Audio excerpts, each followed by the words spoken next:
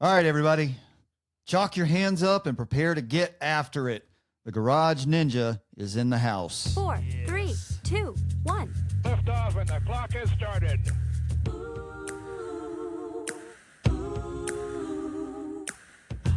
Good day to each and every one of you bright, shining souls, wherever you may be, and welcome to Balanced Fit Radio. We are talking about strength, meaning, and the human experience. I'm your host, Scott Schroeder, certified personal trainer, nutrition coach with specialties in corrective exercise and performance enhancement, blah, blah, blah. And this voice you hear each and every week, it is mine and will never be AI generated, as that is an affront to humanity. It's always me here, y'all. This show is where fitness meets psychology, philosophy, and real life. Because true wellness is about more than just the body, isn't it? It's about balance. Let's get into it.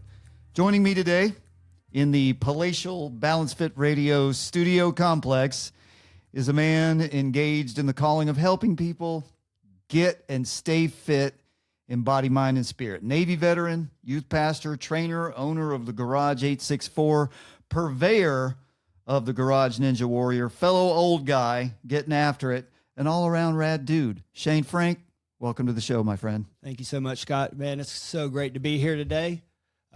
Cool setup out back. I like what you got going on. Thanks, man. The obstacle course and everything. Right on. Cool. Sweet. So, yeah, glad to be here, bro. I'm glad you could make the trip. Glad to have you. I cannot wait to get into this. All right. Before we get down to it, there are some questions that need answers from you. Things people need to know about Shane Frank.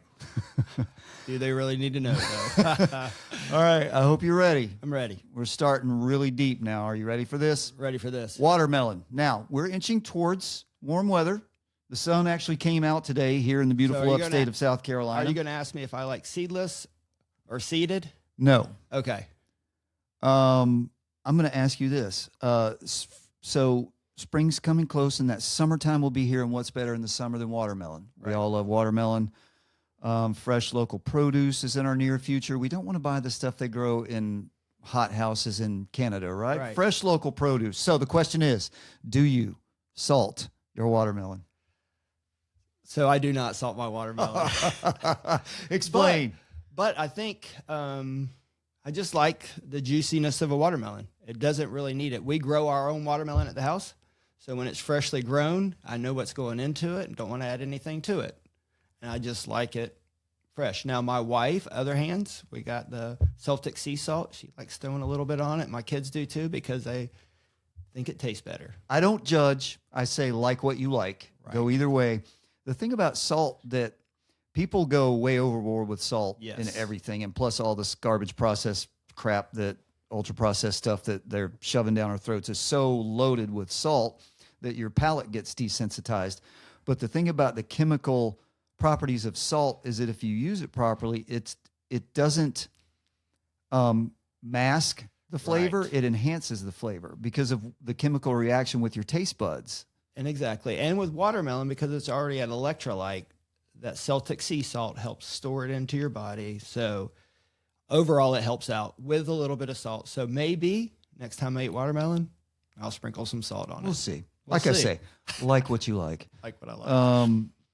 You are, how long have you lived in South Carolina? About 18 years now. You're originally from Florida? Polk County.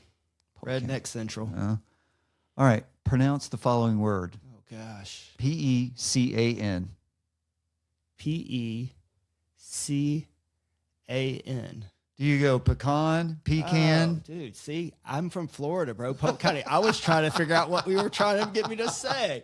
It depends what I'm saying. Pie. You're having a pecan pie. Pecan pie. What about a tree? It's a pecan tree. Okay, see, that's what I'm talking about. So it just depends what I'm talking about. That's what I'm saying. Either way, I grew up. I'm originally from just north of Atlanta, North Georgia, but my roots are from. All of my people are from either from. Okay, I have to confess.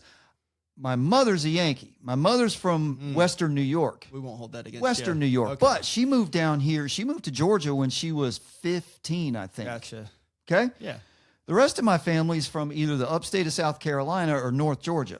I'm a Southern boy. My wife is from the Midlands of South Carolina, near Newberry in Prosperity, if anybody's ever heard of it. She says pecan. I grew up saying pecan. Yeah. I'm a Southern boy. She tells me I'm wrong.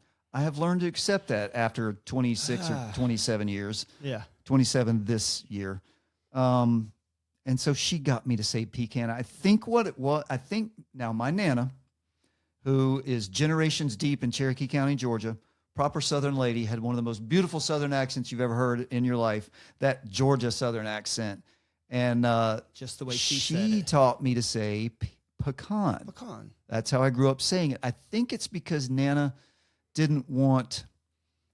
wanted to elevate a little bit, right? She wanted to sound classy. Not like we're saying, like, I'm say this. Okay, say P-E-C-A-N, pecan. Okay, say C-E-M-E-N-T. Do you go cement or cement? Cement. So there's that difference, right? Yeah.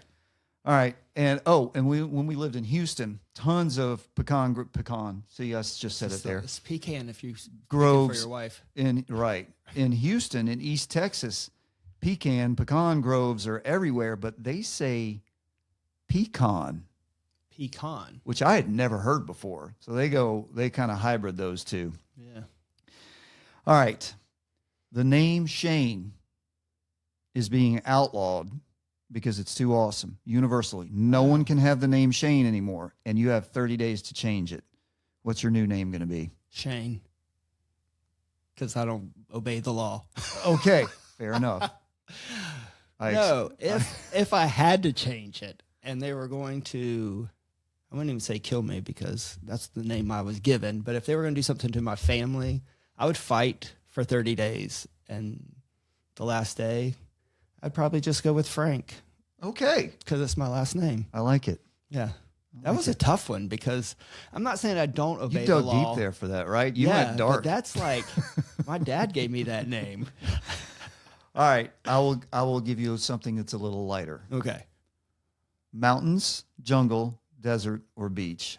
Beach, 100%. Really? Yeah. Well, you're a Florida boy. I love to surf. I love the salt air, the sand. Yeah. There's just nothing. Again, like we said, salt, it gives flavor and all that good stuff. Just the smell of it, man. Running down the beach first thing in the morning. I agree. The waves crashing. But then again, a cool jungle with a river through it would be neat too, as long as I'm not fighting off creatures. That's good that you can kind of roll anywhere, but you got that beach in your soul, don't you? Beach in my soul. Me and my dad used to go when I got to meet him later in life, shark fishing and surfing at Sebastian Inlet. So it's down deep. It's a cool experience, just hanging out with my dad, fishing all night long. So the beach, and then my wife likes the beach, so the beach it is. I love it. Yep. All right. Lastly, let's wrap it up here. Okay. What is your favorite place on earth? Home. And I mean that deeply. Where my family is. Right now? Right now. I mean, it can be wherever my family is. And where is home? Home is in Seneca, South Carolina right now. So. All right. Now that we got that out of the way, I want, before we kind of get into your journey and how you ended up here, let's talk about where you started and how kind of build the story of how you got there. So tell us about Shane. Where did this all start? So I'm 50. I'll be 55 in June. Come from a single mom and dad did what they did. In less than a year, they got divorced from Arbondale, Florida. That's what I was going to go. Yeah, Arbondale, Florida. Lived there 27 years, except when I was in the Navy for a few years here. All right, slow down. So I'm trying to think. Let's start. Dude. All right, you were born in Arbondale, Florida in 1971. That's right, people. It starts with a 19. We're talking about the 20th century here. We're talking about some oldness. So what kind of kid were you? What'd you do? What were you interested in? Not a lot. When I was younger, we used to play a lot of camo, we called it, out in the woods. There was a little 5 acres across the street, and we would just dress up in camo and dig holes in the dirt and play camo all day or go fishing. I fished a lot because there was a lake down the street. You're in Florida, so ton of lakes, bass fishing. And And it wasn't until I was like 15, 16, got into like skateboarding. I like the skateboarder. I think you go at that age, boys who are kind of wild out and running around kind of we either go skateboard or BMX, or at least we did at that point in time. I had a skateboard my parents gave me a skateboard when I was like 10 or so.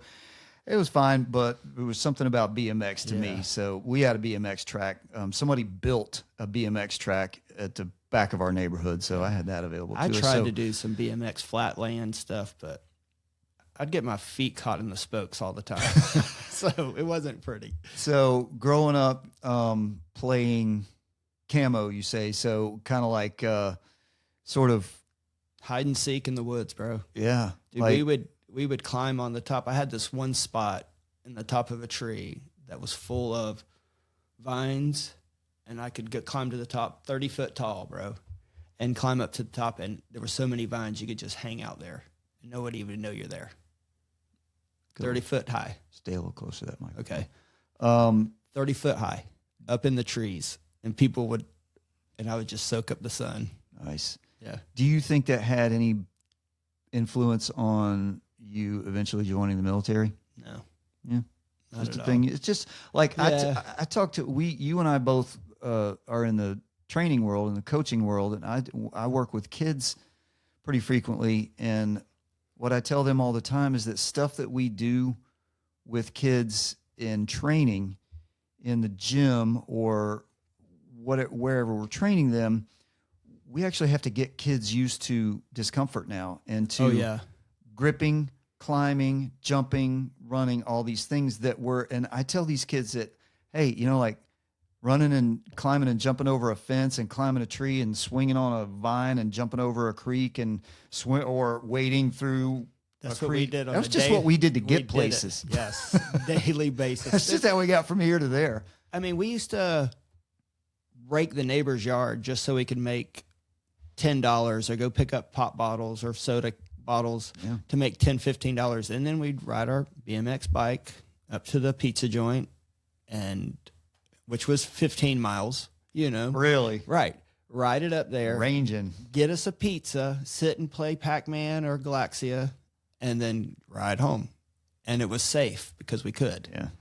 Kids nowadays, Mom, give me a ride 2 blocks down the street. But I feel bad. We talk about the new generations, and they take a bad rap, except for they didn't raise themselves. Right. That's we've done quite a number to kids, and some of it was from our care experience. and protection. Right. We didn't get it, so we figured we needed to and give we it to went our too kids. far in the other direction. Right. And some of it is just from a disconnect with generational responsibilities, where the chain got broken, didn't get passed along. And I think another big problem with that is that we tend, and I say I want to make sure that I'm not pointing the finger at other people, but a collective we tend to treat children more as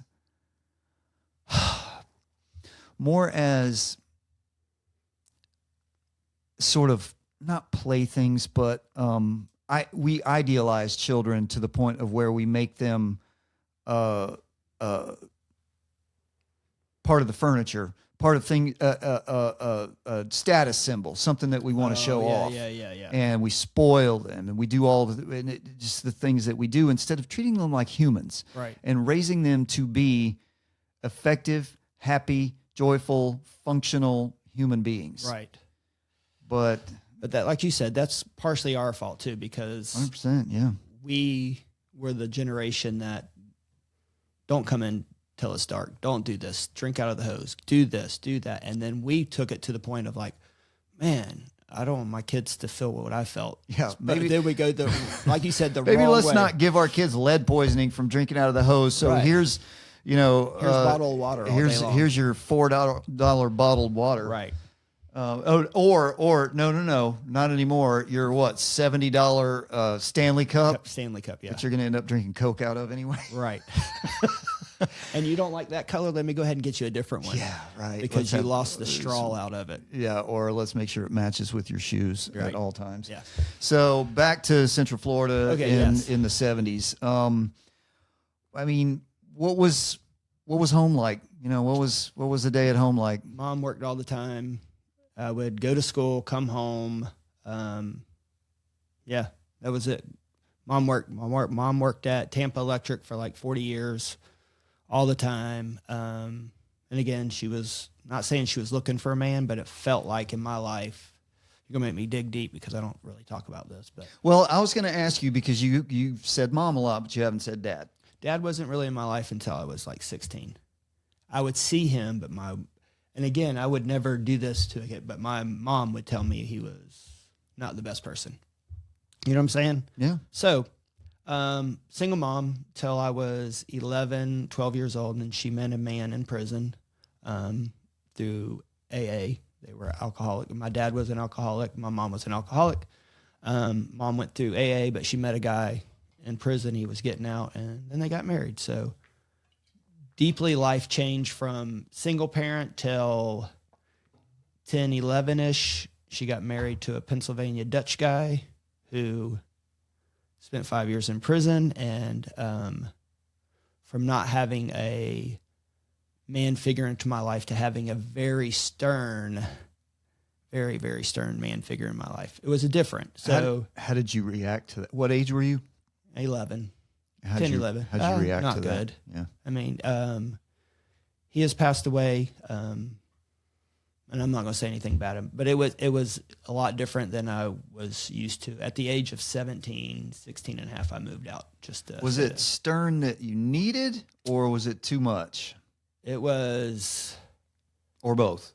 A little bit of both? Let's just say a little bit of both. Because I did, being with a single mom, I probably did backtalk my mom a little bit, but I didn't know better because I wasn't raised by a man till 11, 12. And then he came in being the youngest of 10 kids, Pennsylvania Dutch, and his dad was pretty harsh on them. So he only knew one thing.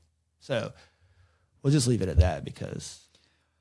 Do you think that period, I don't, my story isn't like that. You know what the interesting thing I've come to find out along the way is that we view ourselves with the prism of us at the center, and then everything radiates out, and we view everything, we necessarily view everything through the lens of our own experience. Right.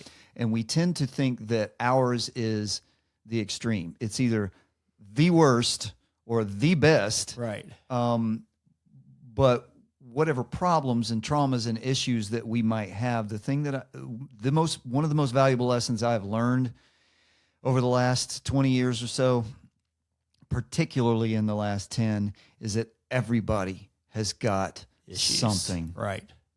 So, and it's one of the things that helps me remind myself to be more kind. 100%. Is whoever you're dealing with that might be having the worst day of their life, you may not even know why they're having the worst day of their life. So give a little grace. Grace is a big thing too. Yeah. So 16. So that happened. We'll just leave it at that. My brother was born. You got a little brother. Got a little brother. He's Were 10 you an years. only child up until then? Only child. Well, I had, half from my dad's side that came and seen me, but I don't really remember them much. Yeah. But then I had a half. So they were much older than you. Much older than me. And then, like I said, skateboarded, did stuff like that.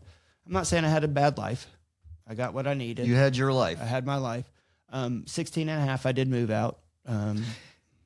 Yeah, so did you, all right, in high school? Yep. Before 16. Yep. What was high school like? Did you play any sports, any activities? You have friends? Were you in a clique? I skateboarded. So again, being a single parent, my uncle was a father or dean of a Episcopalian private school, and my mom put me in that. Not that I was able to afford that, but because he was the dean, I got to go to that. And that played a lot in my life because I was around doctors, lawyer kids, and yeah. And I don't want to say poor boy, but that's what kind of the take on it was. Like, my clothes were a little shorter in the leg length, and the shirts were secondary from the people from last year. So, but my mom did what she could and provided what she could the best she could. So I didn't even go to high school until 8th grade. So I was in a blue pants, white shirt, logo on the till I was in 8th grade. And then when I went 8th grade, I learned how to skate and hung out with the kids that I liked. Clothes got a little different. Hair got a little different. You remember Jinkos? Yeah. There you go. That's a Yeah. reference not a lot of people are going to get. Right. So leading up to 16 and you moved out, did you drop out of school? Nope. Stayed in school. Stayed in school. So that's when I called my dad and was like, well, my mom called my dad and said, hey, we don't know where he's at. He left the house. I was in my car, had everything that I thought I needed, and finally went to his house about a week later, and he was like, little trailer, had a small room, 6x8 room, just enough for a bed, and he told me I could stay there with him. So I moved out for a while, but then I moved in with him, which it was just like moving out on my own. And then I think my senior year, I moved in with a buddy that was in the Navy, but I moved in with his wife because they needed a roommate. So, 17 years old, trying to help pay bills for her and going to school and things like that. But I graduated. So you became, you adultified yourself pretty early. Pretty quick, yes. And then You feel like that was, I mean, like, was that, do you feel like that had a benefit to you? Do you look back on that and go, you know what, that helped, or that was too much? if you really want to know the truth, my wife tells me all the time, there was moments in my life that I totally just blacked. And until we talk about it, I don't even think, like me talking to you today, even about me moving in with the guy. It was my dad's second wife's daughter-in-law. Like, until you ask that question, it's something that doesn't happen in my brain or make me think about, because it's one of those times in life, like, did it make me who I am? Yes. Do I care about it? No. Do you know what I'm saying? Yeah. I live for tomorrow. There. I don't live for yesterday. Yesterday is in the past. You can't change it. So why even think about it? And I hate to say think about it like in that, but it's things that created who I am and probably made me who I am. But there's a lot of things in my past that I do not like about myself. So I change them.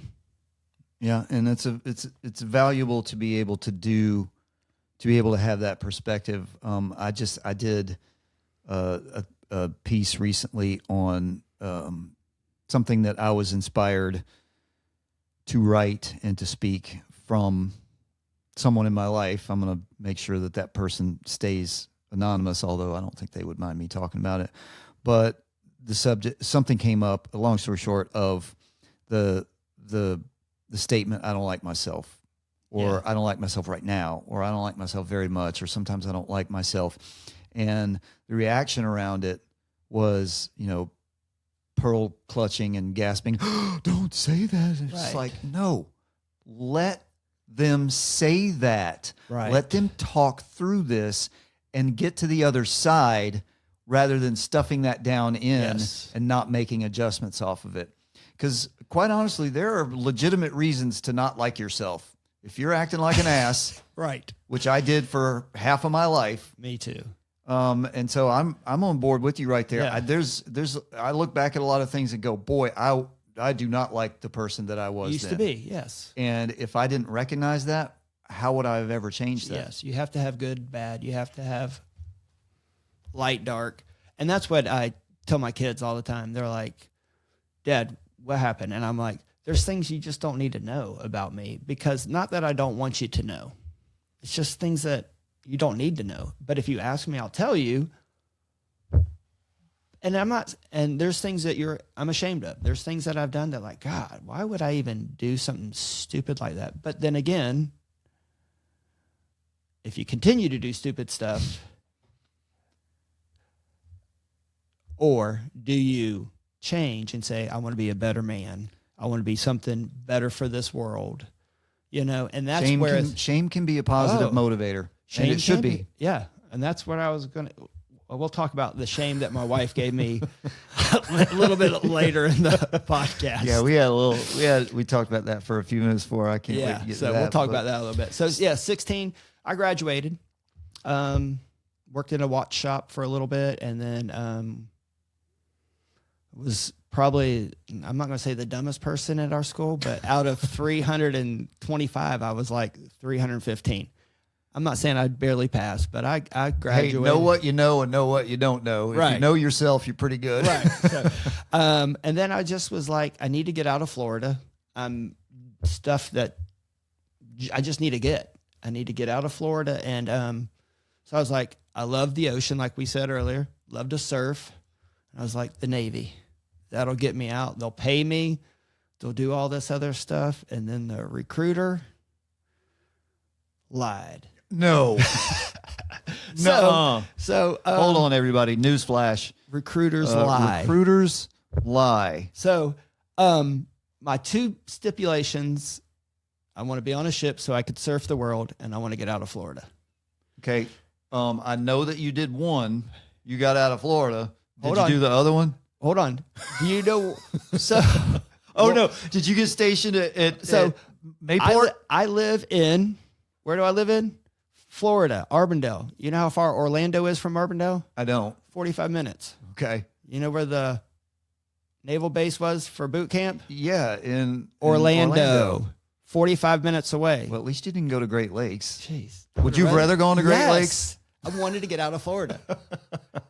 Get out of boot camp. But you didn't get stationed at Mayport, did you? No. Or Pensacola? No, you wouldn't have. No, Jacksonville. Oh, well, yeah. Florida. And Mayport. Yes. Right?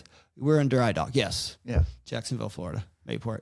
Then, after we got out of dry dock, I spent 6 months in Charleston. So, just kept creeping up the coast a little bit, right? So, for a year and a half, I was in Florida where I wanted to get out of. Yeah. Get away from everybody. So, yes. That's another story in itself. And then you mentioned when you moved out, I think you said you lived with somebody that was in the Navy. He was in the Navy. Did that influence you? No, I think it didn't influence it. Like, now that you say it, I'm like, okay, maybe that's why I said, let's go Navy. You know what I'm saying? Because he was in it, and I was living with his wife, and she was like, oh, he loves it. He's traveling on the boat. And I was like, oh, traveling on a boat. That sounds awesome because I can surf. You can't surf when you're in the Navy, or you can, but you can't bring the board on board. Right. I found that out very quickly. Yeah. After I bought one. If you got shore duty at different at Virginia Beach or something like that, maybe. But yeah, I was on an FFG 22 fast frigate. I tried to hide the surfboard and back aft, and within about 3 hours, they threw it off the boat. I was going to say, wow. Mm-hmm. So yeah. So yes. So you eventually got out of Florida. Florida. Did not surf. Surf. What? I did surf in Barbados. I rented a board from some locals. Not a lot of waves down there. A lot of reef. A lot of reefs. It was scary, but after a bunch of red stripes, I went out. Okay, then. Yeah. Yeah. Liquid courage. Liquid courage. How long were you in the Navy? 8 years total.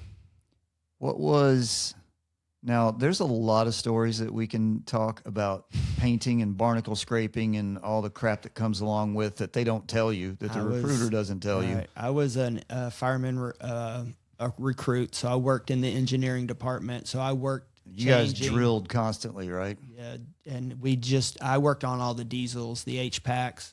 I mean, this room, triple it, quadruple it, and that's what the diesel was. It's huge. Yeah. And we worked on those all the time. Loud noise. I made salt water into fresh water, all that good stuff. So yeah. What would you say was the highlight of your time in the Navy? Can I say getting out of the Navy? Yes, you can. That was my highlight. You know, there's a lot out there. Let's talk about Navy for a second. By the way, most of you know that I was a Marine, so we talked about Grace earlier, so I gave Shane his Grace, and we're not going to do that whole inter-service rivalry. It's kind of boring, Right. whatever. I was his Uber. Come on.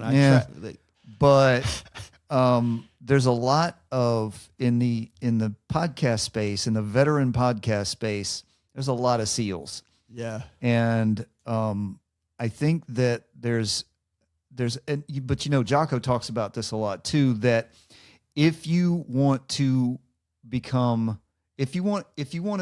a commando, or let's just break it down to this. You want to shoot guns and blow things up. Right. Then maybe the very worst thing that you can do is join the Navy to go into the SEAL teams, because your chances of making that are so slim.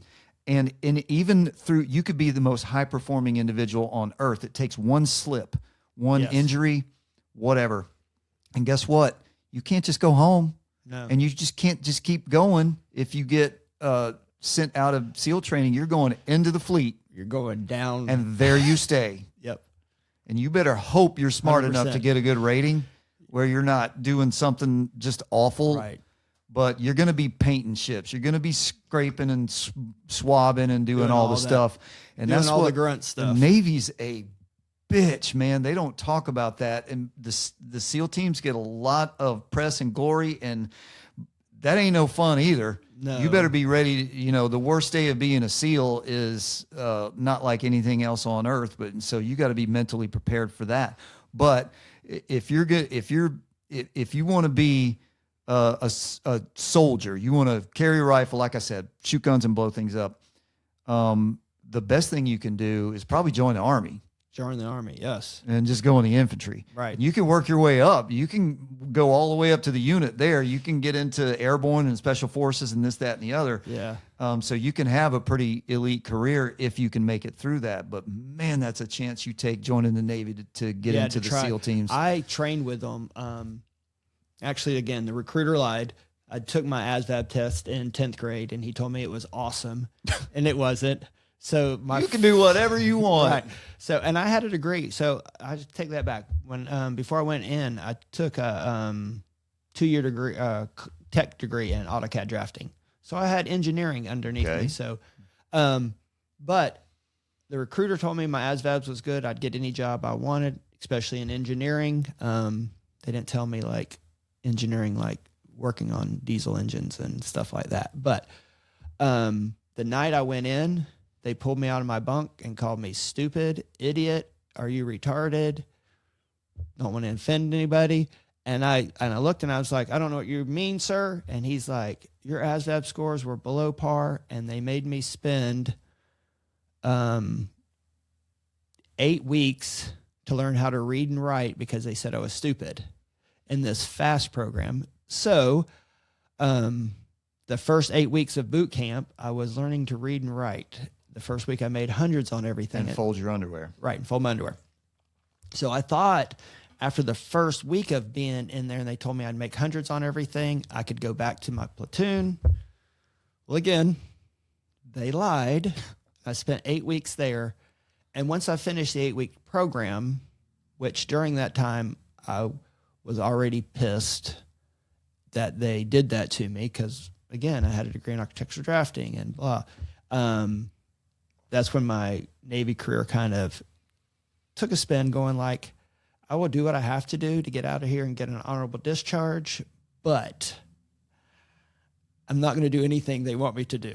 You know what I'm saying? Because whatever. So they put me in SEAL training for about 4 weeks, told me I had to do that. They were going to break me. They did not break me. And after 4 weeks, the second 4 weeks of the FAST program, they put me back into another company for another 8 weeks in boot camp. So I spent 16 weeks in boot camp.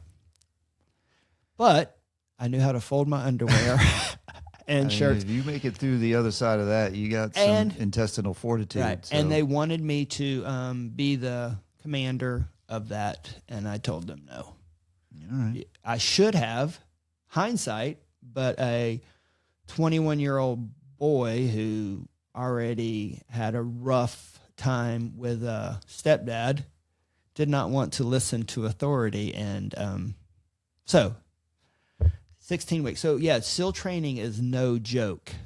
No joke. Them guys are ruthless and stuff like that. So, Yeah. that was a side note. Sorry about All right. that. Yep. So the highlight was getting out. Getting out. Understood. 100%. There's a lot of people that have that. You do Yeah. your thing and you go. You serve and you go. So And I believe every 18-year-old person should serve their country in some capacity, in yes, some they should. capacity, so they understand what it means to be patriot. Yep. They should, because that way they respect, and I'm not even say the law, but respect our country, defend it, respect it. And lose a sense of entitlement. Right. Gain a sense of perspective. Right. And you know, like we allude to, I don't want everyone to serve in the military. No. I do not want there. Yes. Not everybody should be in the military, but there are ways, and we need to create more ways that young people can get out and serve, and especially pre-college. Right. When you have no idea who you are, you're trying to get your feet underneath you as a human, and we just throw you right into The world. drinking and partying, fornicating for 4 years if you make it. Right. And then you're saddled with all that debt. Right. But that is a whole other That conversation. is a whole nother conversation. Yes. You got out. How old were you when you got out? 22. 22. 22. And did you have a plan?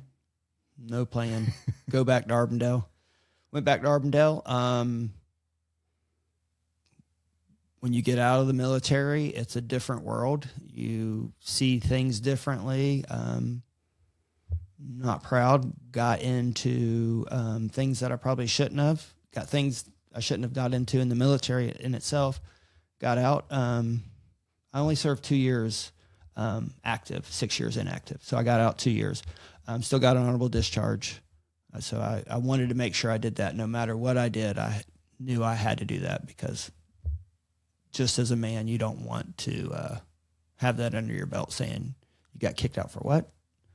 So I kept myself clean that way. But when I got out, trying to cope with reality and not having anything and knowing, I got into a little bit of trouble, meth, weed, crack, all that good stuff, 6-8 months. And then finally woke up one day and was like, what the heck am I doing with my life? After 6 or 8 months. 6-8 months is all. That's pretty fortunate. Yes, very fortunate. Very fortunate. What was the catalyst that woke you up? I woke up in a house that I was just staying with this girl. She was a nurse. No relations besides just staying with her. But I walked out in the living room, and there was people still up after 2 days or whatever. And I looked around and I was like, oh God, there's more to life than this. And I grabbed my book bag, because that's all I had is a couple pair. And I opened the window in the bedroom and walked out and never went back. I got to say, I don't know what is in your character that sparked that, because that's pretty rare. Very. For someone to extricate themselves from that situation with self-realization without actually hitting rock bottom, losing everything. Well, I did. I had a 69 Volkswagen Bug that I wrecked one night because we were out gouging mushrooms in the field. Should have got a DUI that night, or at least some type of something. Nobody was hurt. So that car was gone. I paid for a trailer that was right next to my dad's when I was in the military. That got dismantled because I couldn't pay for it anymore, and that's why I was living with this. So to me, I hit rock bottom. To me, I hit to the point where I can't do this anymore. I cleaned myself up. Like you said, I don't know why or how. When I put my mind to something, it's like it clicks. And I mean, it's like. Where do you think that came from? The man upstairs is all I can say. I don't really, I know he had a greater purpose for me, and that's why he kept me out of all the trouble that I should have been in. I mean, drunk intoxication in the military. I got put in jail for 4 hours one day, overnight the next. Military, you know what I'm saying? Just being stupid. Never really got in trouble for it. So that's the only thing I can think of. I truthfully don't know why, but that's why I think two things. I'm a good trainer. I'm a decent dad and a great husband, because it is. It's like when I set my mind to something, there's goals in my head. And I try to instill that in a lot of people. Like, you can do it. We can do it. We can do it together. You can do it by yourself. Because everybody has a choice every morning to wake up and go like, I'm going to walk left, or I'm going to walk right, or I'm going to walk straight. You have a choice to make, and you can either better yourself, worsen yourself, or just stay the same. So I don't really know what clicked in my brain, but I know I woke up and was like, this isn't the life I want. So I'm glad you said that. People need to hear that right. you can rely on others that will help you, Yep. help elevate you, but you can also rely on yourself. And you can recognize something in yourself to get yourself out of. And I think when you realize that you can rely on yourself is when you can really make it, because people, I don't care who they are, will always you'll put yourself down. So if you put yourself down, don't you think people will put you down or not be able to? So again, got myself cleaned up. Somehow got a job with the city. Doing what? Underground utilities, like reading water meters at first, and I was good at it. So you said what are we now? 22, 23? Yeah, 22, 23. All right. And so this is the gap that I wanted to talk about, because when we were communicating with your bio, I've got this stuff at the beginning. I got this stuff from 40 on, and we got a gap there. So what are we doing in this mid-20s to working for 40? the city, bro? That's what I did. I worked and worked and worked. Are you still in Florida? Yeah, I'm still in Florida. So I'm working in Florida. I just worked and worked and worked, man. I was trying to get myself better. I worked before I got the job at the city, I was a cook at like Checkers. And that was the worst thing ever. And I was like riding my bike. I mean, I rode my bike 10 miles to get to work just so I could get myself above water, so I could get myself clean. And so I did that for probably 4 months, 5 months. And then once I got myself clean, the city hired me. My mom worked for Tampa Electric, the little electric company. So she knew people, which helped me out. So I got that job with the city. And that's all I did. I worked. And if they needed somebody to do call at night, I was the call guy, because I didn't really have a life. I was just trying to get myself clean. And then my brother started hanging out. I started hanging out with my brother, younger brother, and he wakeboarded. So we went to the ski school. You know, we would skate. I started getting into inline. Getting back into physical stuff. Yep. But I inline skated instead of skateboarding, because the board didn't want to stick to my feet in an older age. But inlined, it helped. And that's what my brother was into. So I was 25, he's 15. He didn't have a vehicle, so I would take him around to all these spots. And I'm like, if I'm taking him around to these places, I might as well skate with him. So we got pretty good. And then one of his friends, Shane Bonifay, who is a famous wakeboarder, had a ski school in Lake Alfred, and we went over there a couple times. And that's all I did. I either skated, wakeboard, worked, because I was trying to make sure I could make a living. All right. Well, how did we get from? So how did we get from Florida to South Carolina? You've been doing what you're doing now for 14 years, and that goes back to about 40. So how did we get from that period of time, which seems like it was pretty stable overall, Yeah. right? Yeah. Pretty decent time in your life? Yeah, it was good. It was Okay. good. Take me up to 40. So 27, this hot little chick walked through the ski school, And I can always tell her I can watch her bounce. And I had a rule that I would never date anybody from the ski school because they came and gone. And I was 26, 27 at that time. But she caught my eye. We started talking. Long story short, we hung out for a while, and then probably 4 to 6 months into it, her best friend asked her to go to church.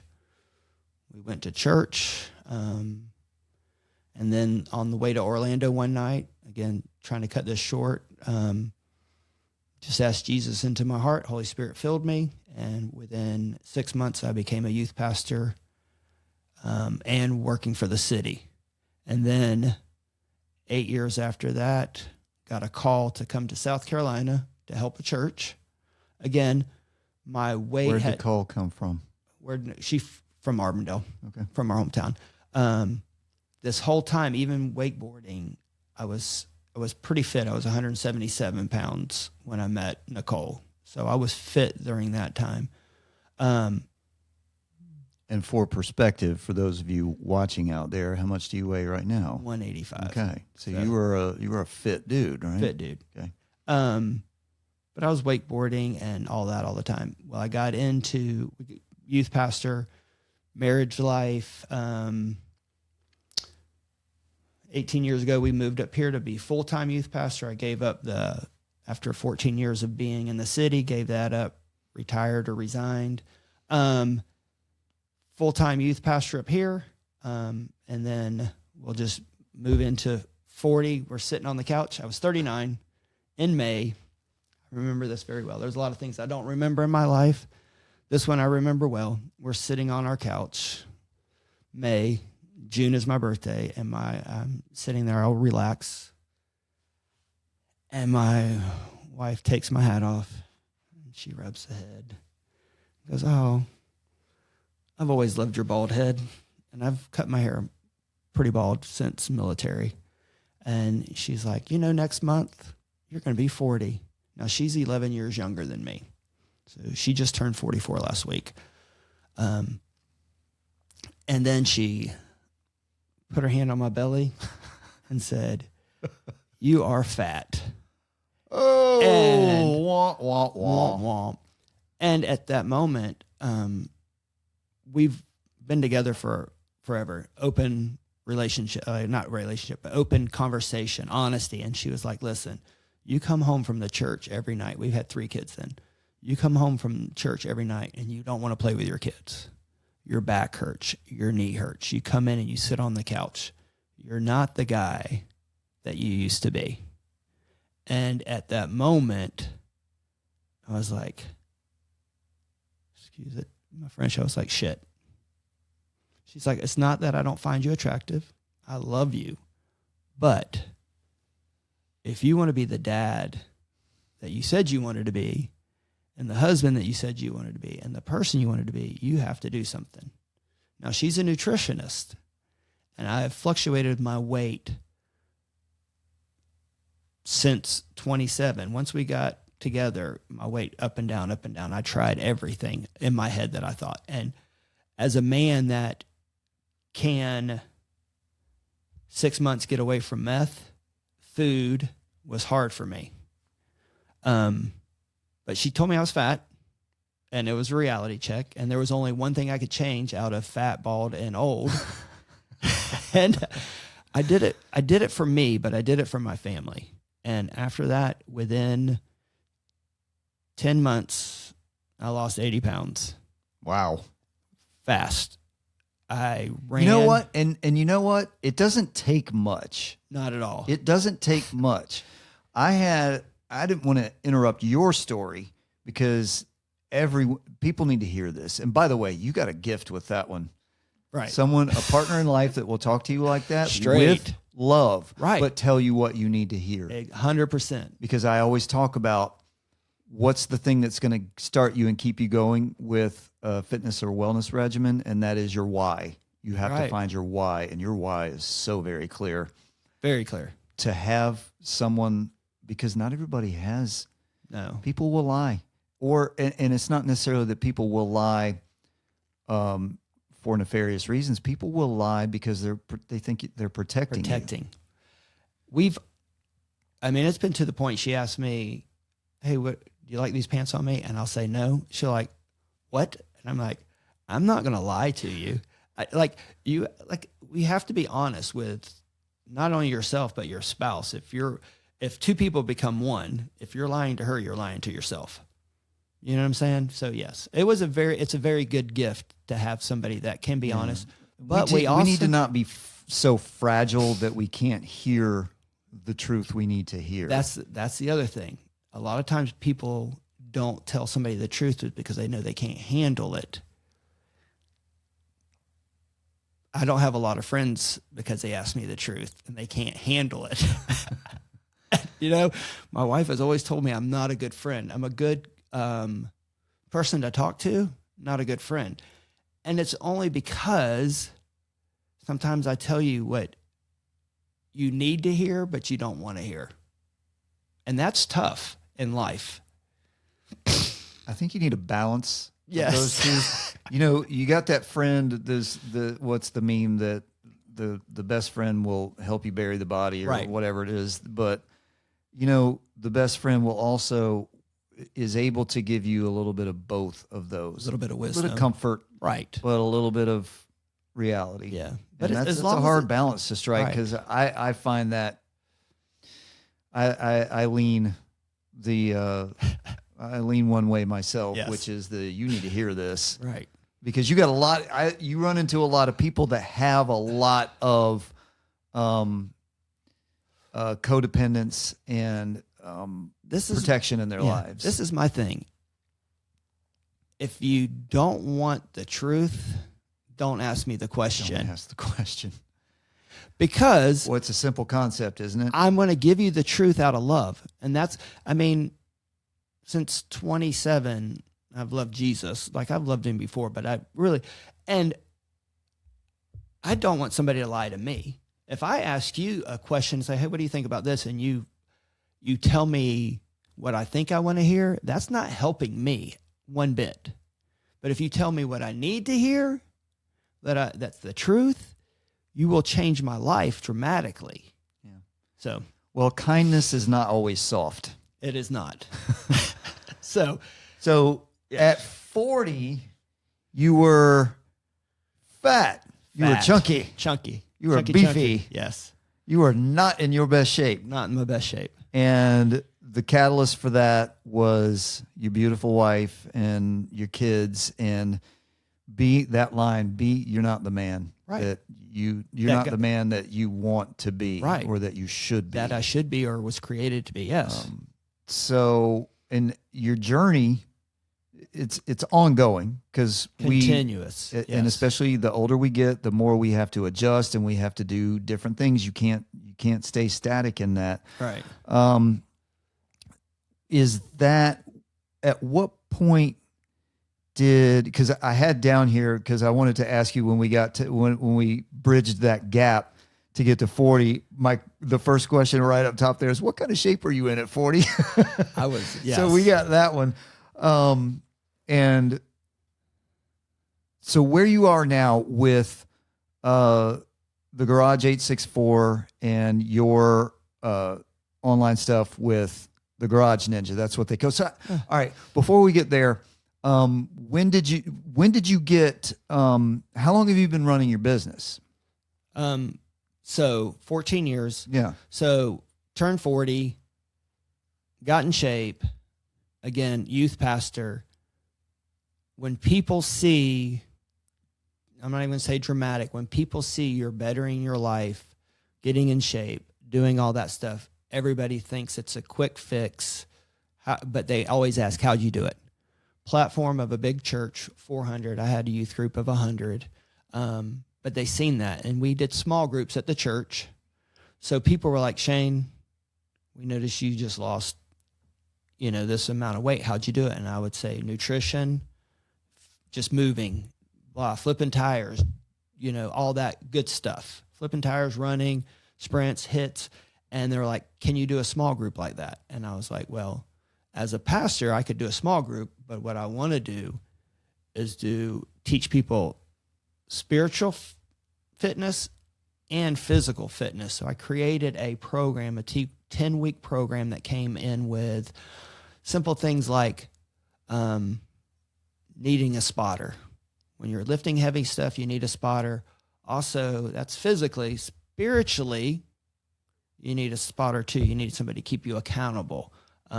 What you put in your body physically is good for you. Spiritually, same thing. You can't just look at and this stuff and be the man that you're supposed to be or the person. So I created this 10-week program. We did that for about 6 to 8 months at the church every Sunday. And I got tired of carrying everything to the church. So after about 6 months of doing these programs, 4 or 5 programs, I told them I was going to stop. And there was 4 or 5 ladies and a couple men that said, hey, can we come work out with you in the morning? And I was like, yeah, but you have to be there at 6:30 because that's when I work out so I can get to church. And then they were coming in and they were like, hey, by the way, since you're wasting your time with us, here's $5. $5. And at this time, I was like, wow, this is crazy. So I was talking to another trainer, and his place was called Image Fitness. And he's like, you just need to branch off since you're training and call it Image Fitness Part 2. So for about 3 weeks, I started branding Image Fitness Part 2 in my garage. And all of a sudden people started going like, at the church, like, oh, you're losing weight. Where are you going? We're going to the garage. Going to the garage. And Image Fitness went away, and the garage came about. I didn't have a lot of equipment, but I had a lot of people at church that had a lot of equipment that didn't use it at their house. Interesting. So Interesting how that comes together. right. So they would be like, hey, Shane, I've got an elliptical at my house, but I'm coming to your house to train 3 days a week. Can I just bring my elliptical over there? Yes, you may. And I've probably only got less than, not a lot in my garage because a lot of people give me stuff. So God's blessed me with that. So 14 years I've been in the garage. The garage became the garage just because of that. And then again, I would go home. People were like, hey, Shane, I can't make it today at 7:30. Can we do something after work? I'll pay you money. And I've got 2 other guys that wanted to come work out. And I was like, oh, $15 an hour. Pastors don't make a lot of money. I was like, this would be a good side gig. But if I'm going to do that, I need to really learn, not just read. And I was doing CrossFit style stuff, and I was getting the wads of the day. But then I was like, I need to really like learn this. And I love to learn, even though the Navy said I was stupid. You're so dumb. You're so dumb. So I went ahead and got my ISSA certification, been certified for 14 years now. And every 2 years I get more stuff and all that. So I got certified. So he's official. He's educated. You can trust him. Right. Right. I'm not just a guy. And then it just started blossoming. And then next thing I know, I've got 5, 6, 7 a.m. workout spots. And then lunchbox because people couldn't come. And I had an hour and a half lunch, and people were like, hey, can we come? And I would drive. I was surprised myself to learn how big of a lunch workout crowd there is. Oh, there's huge. And especially now these days with so many people working remotely. Right. That they got more freedom and flexibility with that. But I really was surprised to see how big of a, because I also have a membership at a local national chain gym down the road. And whenever, it was rare for me, but whenever I would find myself in there in that 11:30 to 1 o'clock time frame, it's packed. It's packed, yeah, because they're trying to get it in. Because they know if they get home from work, they're just going to sit on the couch. Yeah. So yeah, the garage came about like that. You touched on this a little bit when you talked about how your faith folds into your training. But what's your mission? What's your goal with the Garage 864? Break it down simple. Eat clean, train dirty, love God. 3 little factors that I think have to come in play in my life and in everybody's life. As a Christ follower, loving God, is and I say train dirty, you just have to put in the work and eating clean. Yeah, I think a lot of people get caught up, but just before nutrition, I think a lot of people get paralyzed by so much information that's available to them, whether it's YouTube, which is absolutely the greatest thing that's ever been invented for communicating information and getting information out to people and learning. But there's so much out there, and people get caught up in the paralysis of perfection. Well, I have to have this perfect workout for me, and I got to have this equipment. I got to have all the right clothing and all of this nonsense. When it comes down to what you call workout, what was your term? Train dirty. Train dirty. Just move, man. Just put on your nasty shoes and a ratty pair of shorts and whatever T-shirt is the first thing that you grab and get up and move, right? Just move. The biggest thing in the world is putting your shoes on. Yes, and movement. I had a client, Miss Mary. She just died this year, 105 years old. 105. She drove to my house until she was 100, and we were working with her balance and her foot pressure, and I noticed her foot pressure was going a little weaker, and I was scared she was either going to hurt somebody or hurt herself because she couldn't press the brake fast enough. So I removed her keys. We didn't remove her keys. I shouldn't say it like that. She gave her keys up because she knew but she would always tell me, she's like, Shane, as soon as I stop moving, I'm dying. She said, movement is the key. So even when the last 8 months of her life, I went to her house twice a week, moved her hands, moved her feet, moved her legs. And they would tell me the only joy she has is, and I'm not saying it's just because of me, coming over and moving her body. She loved it. And she said, that's when they put her in a bed. She said, this is this is going to kill me. Yeah. Putting me in this bed. And that's so important for people to hear. I talk a lot about, move like your kid self again. Right. And if you think back, and gosh, we touched on this earlier with how kids are being raised these days with the lack of movement that they get. But if you think back to when you're a kid, and the greatest joy that you derive is just that freedom of running, jumping, falling, flipping, flying, climbing. All that. All the things. And it's just pure life and pure joy. And we give that up like the frog in the pot of boiling water. We give that up slowly, incrementally over time to the point of where we're completely immobile in our 40s or earlier. I got people coming to me. I'm, again, 55 this year. And if you look at my Instagram, every day I'm hanging and doing stupid stuff or whatever. I got people coming up to me in Walmart going like, hey, you're the garage guy. I watch you every day. How do you do that? And I'm like, I just do it. And they're like, but how did you get that way? It's been 14 years that I've been working on myself. So speaking of all of your hanging and swinging and all the stuff that we see on your Instagram and your other stuff, the Garage Ninja. How'd it come about? How'd you get into ninja? Because you and I met at a ninja gym. At a ninja gym.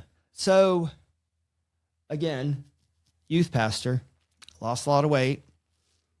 My youth used to tell me all the time, Shane, you need to get on. You need to try that. You need to do that. And that was, 15, 14, 13 years ago. And I was like, there's no way. But I loved the show. Talking about Ninja Warrior. Ninja Warrior. Yeah, I loved the show. And I started training people for Spartan races, and I started doing that, and they're like, it's the same thing. I'm like, it's not the same thing.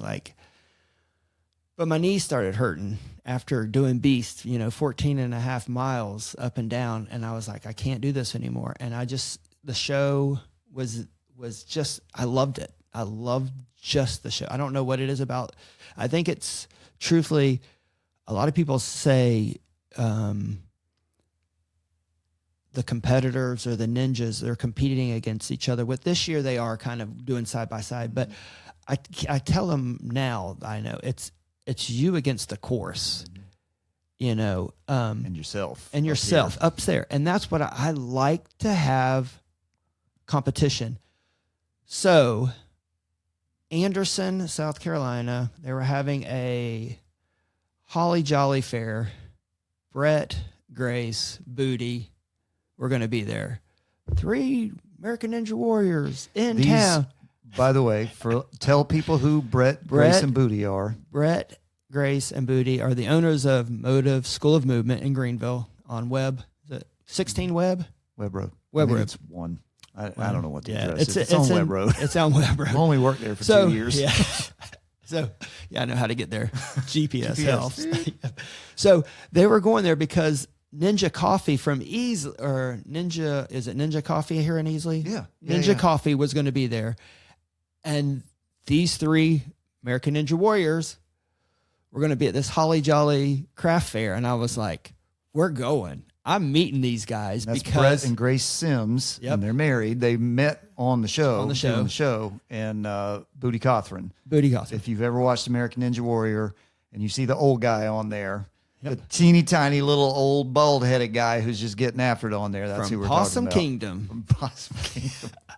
So in Possum Kingdom, the church that I went had a youth camp out there. So it kind of clicked. I knew where Possum Kingdom was. So either way, they were there at this thing. And I told my wife, we're going to this. You can buy whatever you want. I just want to meet these 3 ninjas. And I got my picture with them. And I'm sitting there and starstruck because they're on the show. And I just love the show. And Yeah, Brett's an OG. he is an OG.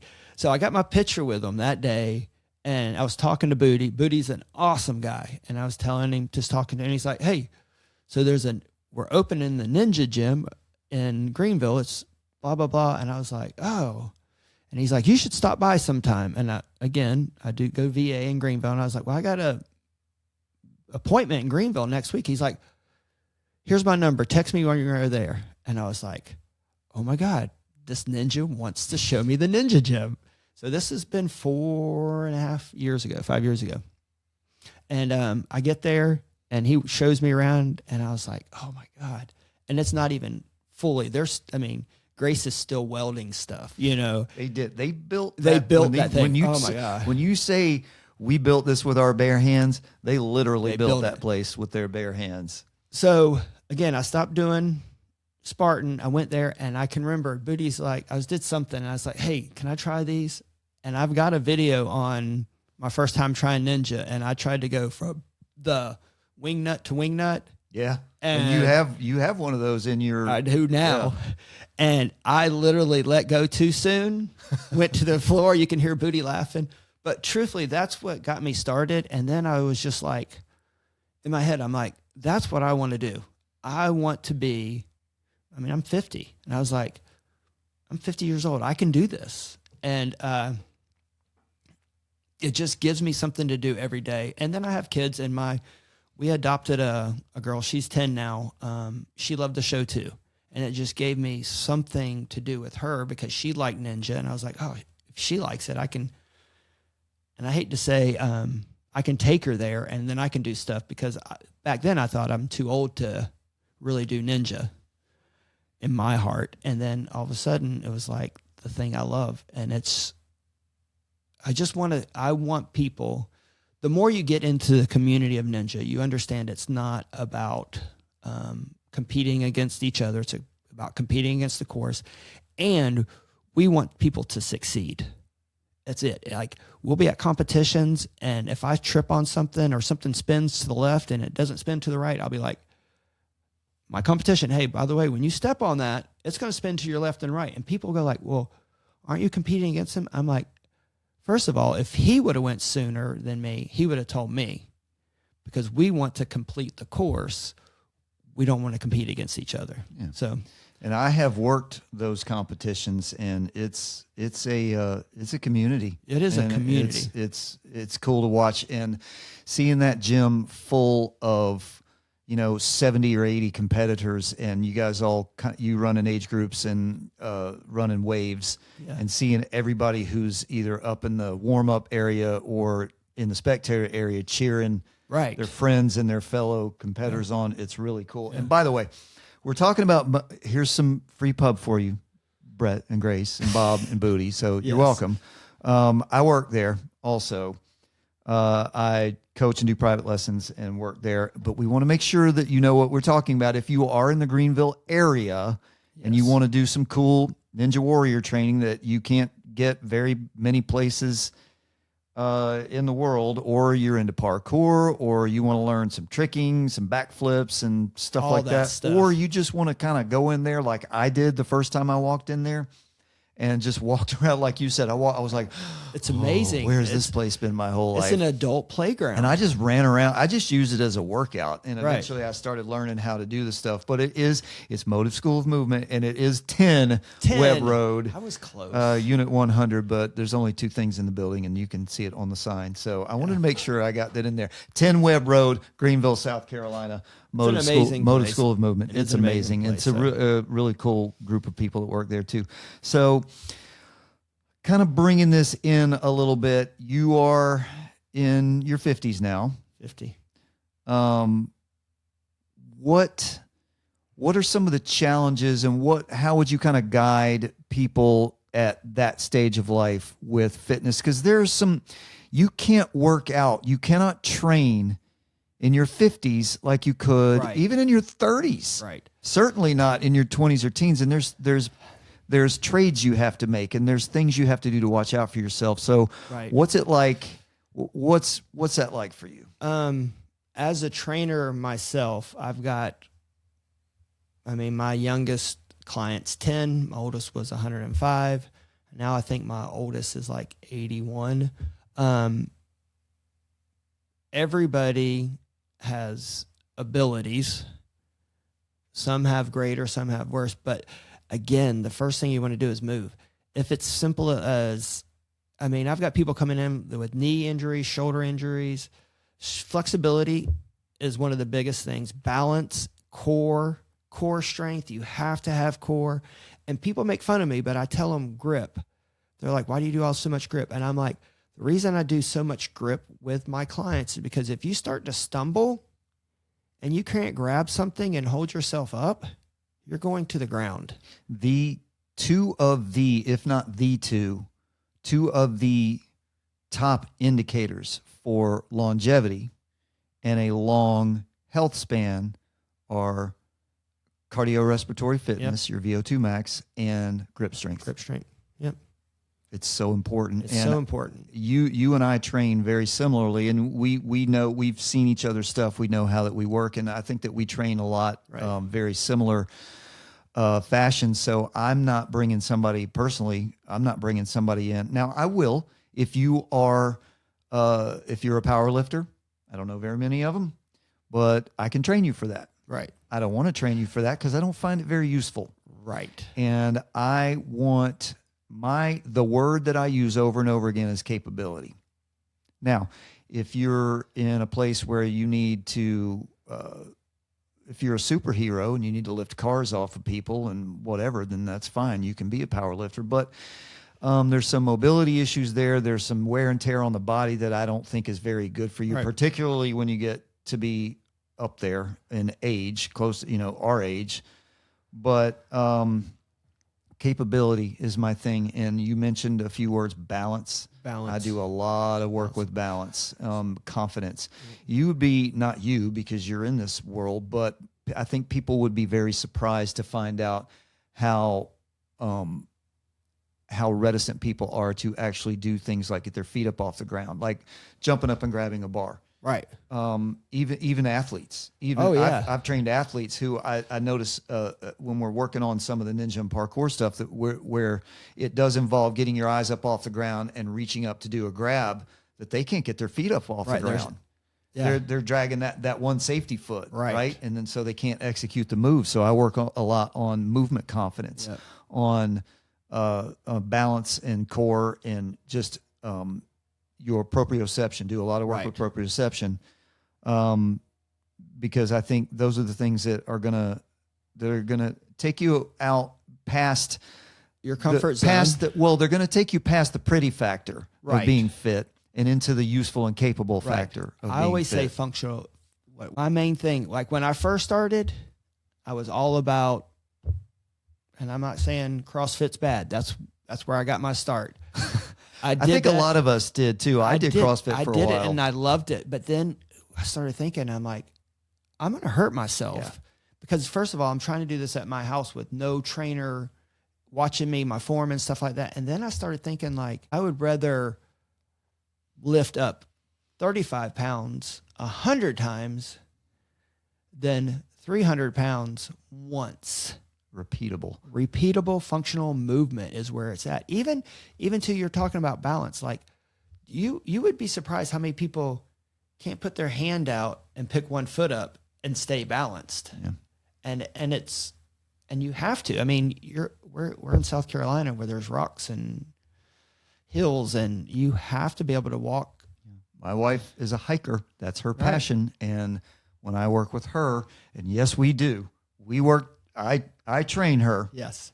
We've been married. We'll be married 27 years this year. And so it's been a long road to be able to get there. And it ain't easy. I'd say it's rocky, but that's what I train her predominantly to do, is to not only execute her responsibilities as a human, but to engage in the activity that brings her authentic joy, which is hiking. And so I work on her foot placement and her hip strength and movement and flexibility and all that kind of stuff. And that's what I was going to say. And her strength. Yeah.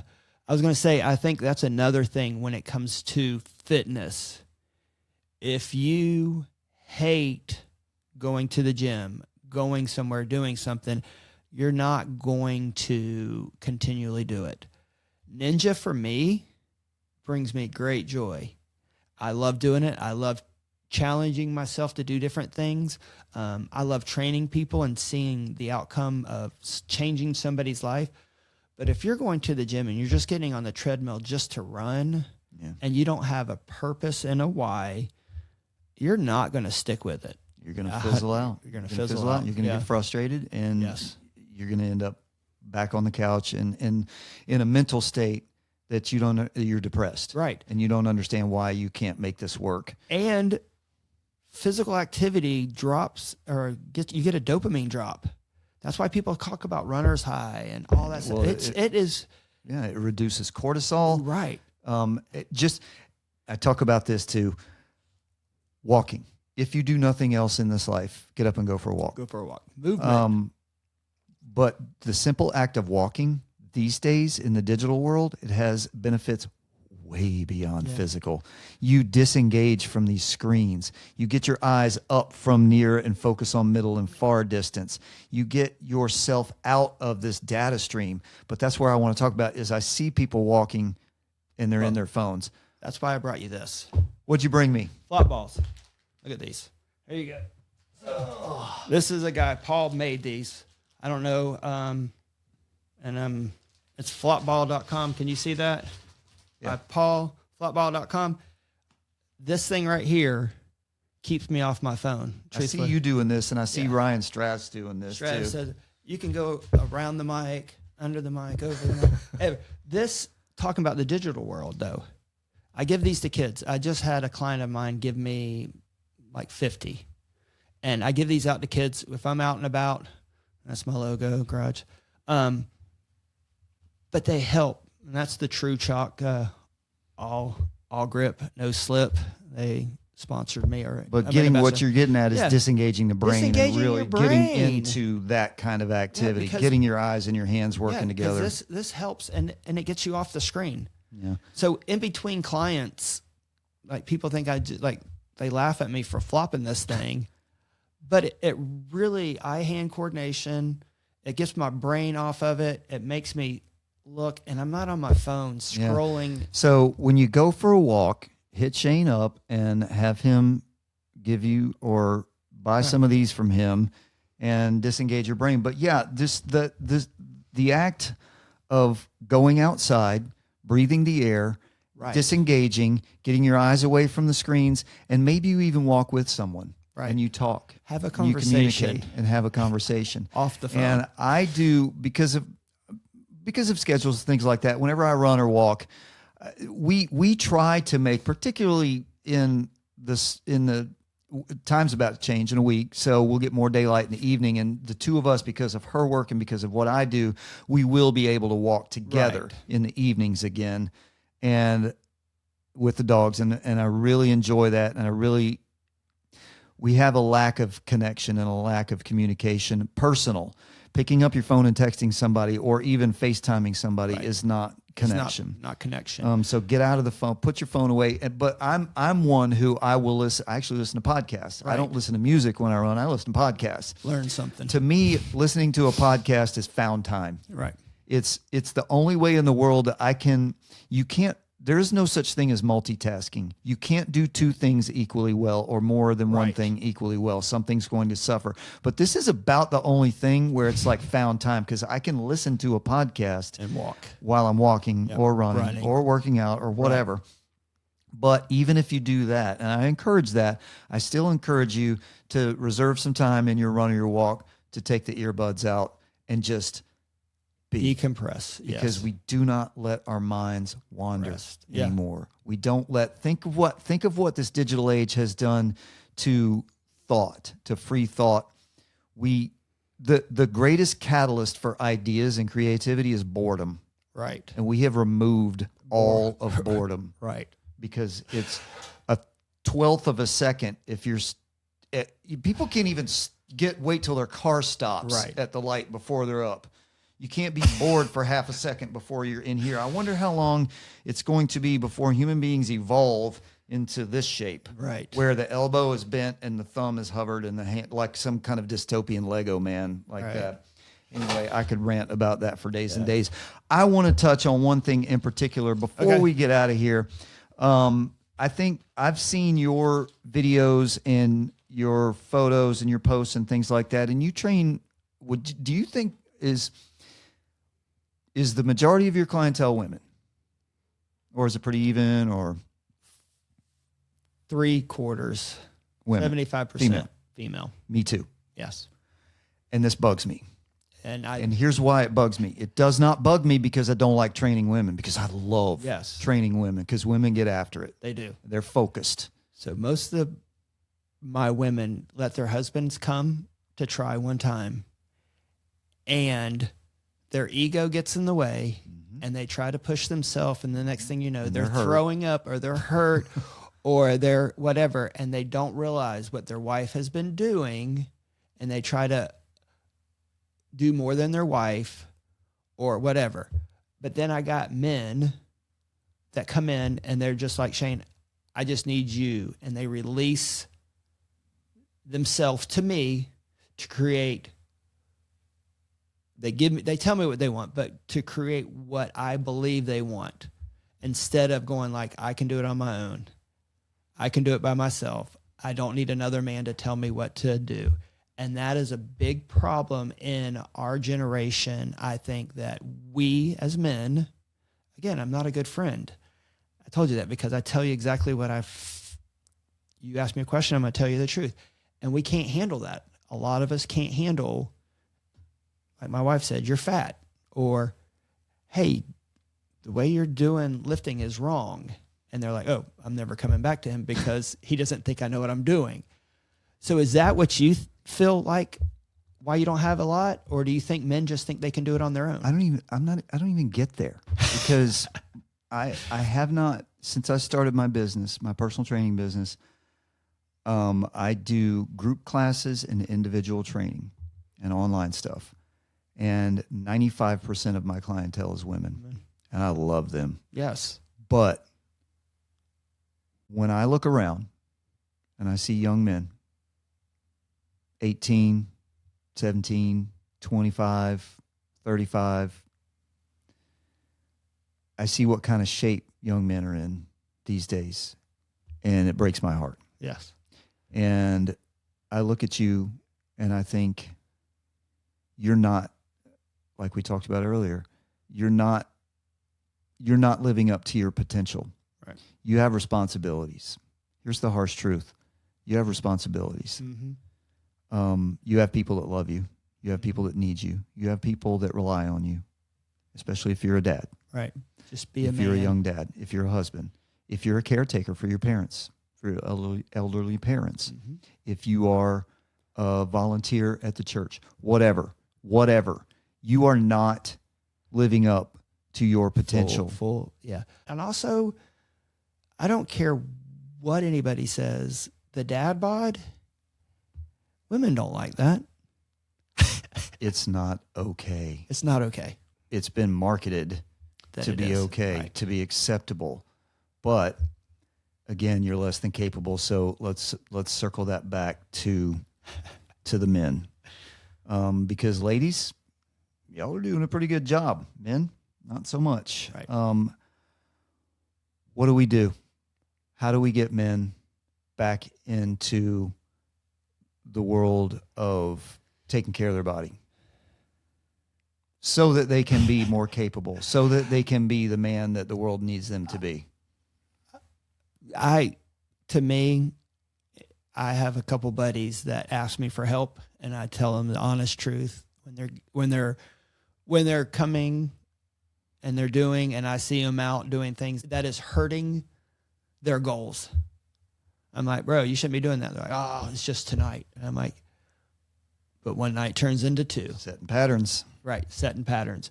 So Giving I think yourself that little mental excuse and setting that pattern. I think men as men should just talk to men as men and not accept.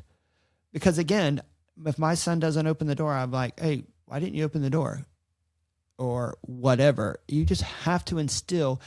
And again, we have to bring it back down to the younger ones, train them. My wife says my nephew's living with me right now. He's been living with us for a year, and she says I'm too hard on him. But if he empties the dishwasher and he leaves a cup on it and he's upstairs, I make him come down all the way the stairs, grab the cup off the counter and put it up. And she's like, why don't you just do it? And I'm like, because if I do it, he won't learn. That's exactly right. And that's one of the hardest things about being a parent is not just doing it yourself for expedience, for time's sake. Like, this would be so much easier. Right. But then you're taking away from the life experience. I changed oil with my kids. I can change oil pretty fast. My 17-year-old, when he got his first car, wanted to learn how to change oil. Took me an hour and a half to change oil because he wanted to know exactly. But guess what he can do now? Yeah.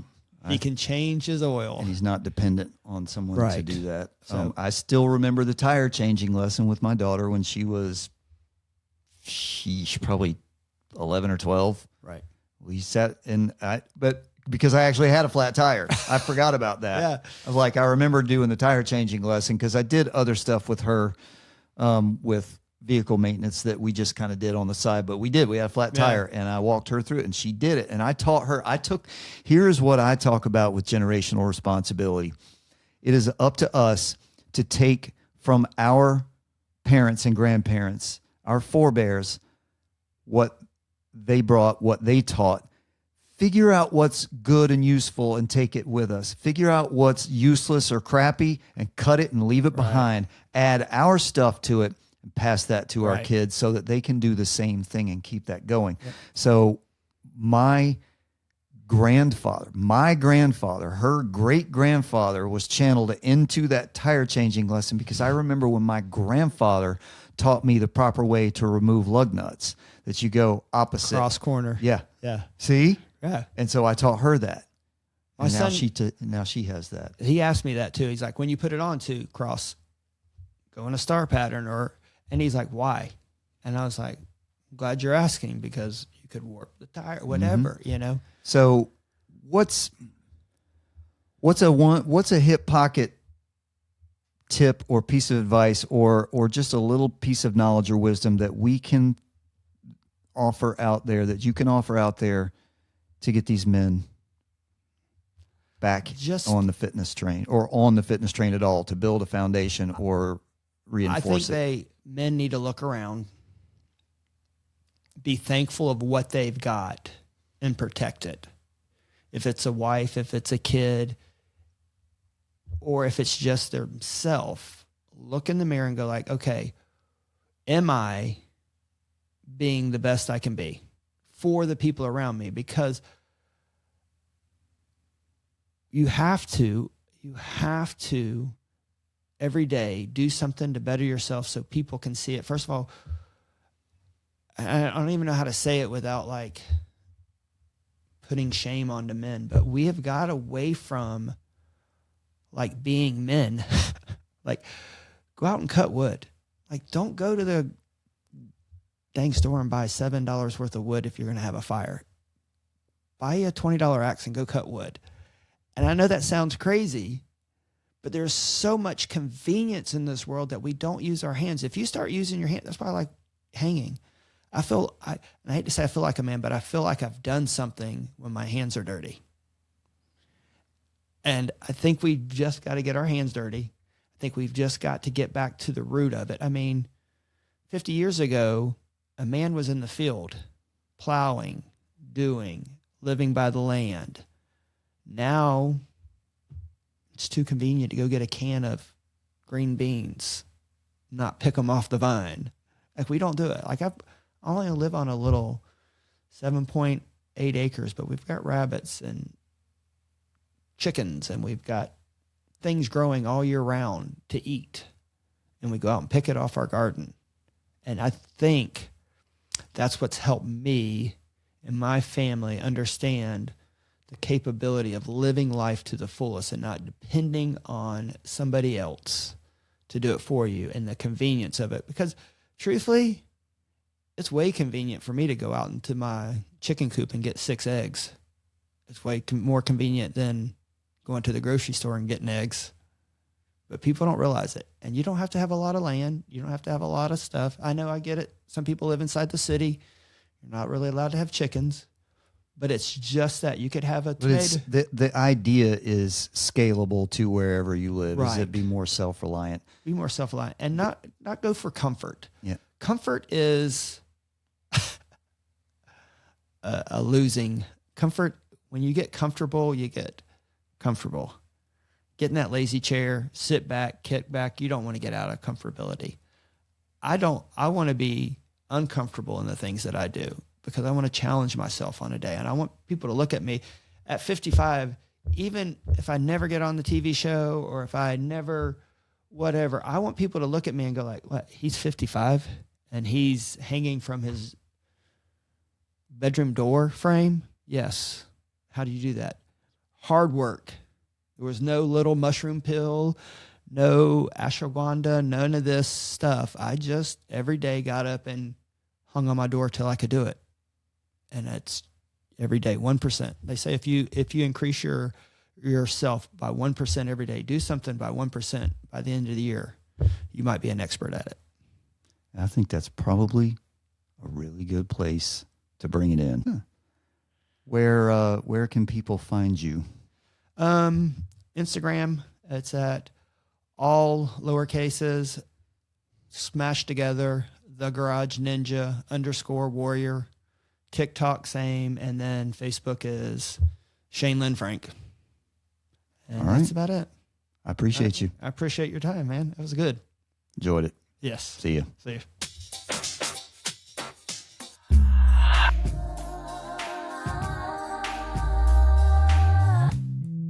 All right. Thanks for spending time with me and Shane today on Balance Fit Radio. If this conversation resonated with you, share it with someone who might need it. And let me leave you with this thought. You take nothing with you when you go. The most important thing you leave behind is your moral legacy. If you died right now and your life's body of work was left to stand on its own, laid bare before the world, would you be proud of what it said? You are not promised a tomorrow to do better. Until next time, be mindful, be fit, be capable and resolute, and move through life with a sense of purpose. And remember, your life, your potential. Peace out, homies, and I'll see you all next time. Good job. Did you enjoy it? Huh? Did you enjoy it? Yeah.